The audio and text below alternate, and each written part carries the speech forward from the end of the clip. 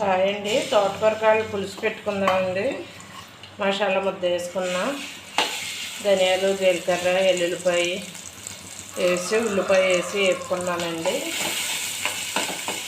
వేగిపోయిందండి. తోటకూరకాయలు వేసేసుకున్నాం.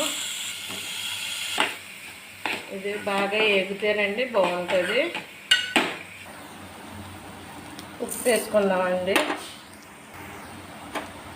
కారం కూడా వేసుకున్నాం. కలుపుకుందాం. మగ్గినీయండి. కొన్ని వాటర్ పోసుకున్నాం. మొక్క ఉడకాలి కదా, పులుసు ఎత్తే ఉడకదని. ఉడికిపోయిందండి. ఇప్పుడు చింతపండు రసం పోసుకున్నాం. పిసుకొని పక్కన పెట్టుకున్నాం.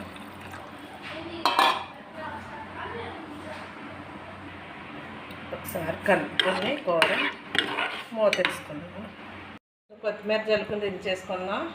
తోటకూర కాడలు పులుసు అయిపోయింది, రెడీ అయిపోయిందండి. బౌల్లో తీసుకున్నా.